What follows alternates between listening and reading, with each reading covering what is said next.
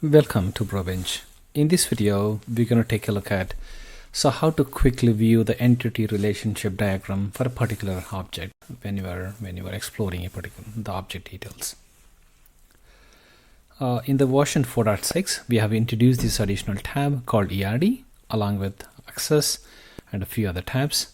So that will quickly show the entity relationship diagram for this particular object. So that includes both parent and the child fields. Of course, it ignores some of the standard the fields like created by, last modified by, owner ID and all that. So they are pretty common for all of them, but it shows the other fields.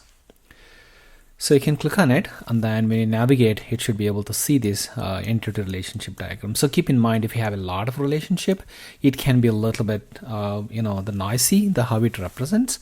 So that's why we have this handy search feature, which you can search to show only the objects of your liking. For example, let's say I want to see only contract related relationship for this particular account. So you can see that service contract has a service contracts and then account has a contracts. Or let's say you can add opportunity. So along with that, so you can enter comma and enter opportunity, and then it will show now the service contract and the opportunity together. Let's say if you have a user, you can see that in this case it has a user and then the opportunity. So if you go to open other object, for example, let's say you open the contact, and you can do the same thing here.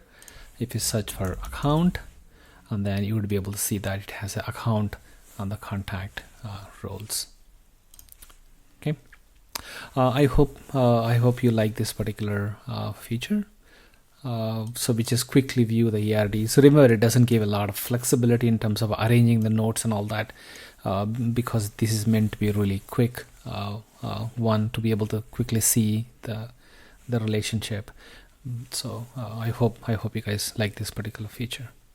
Thank you.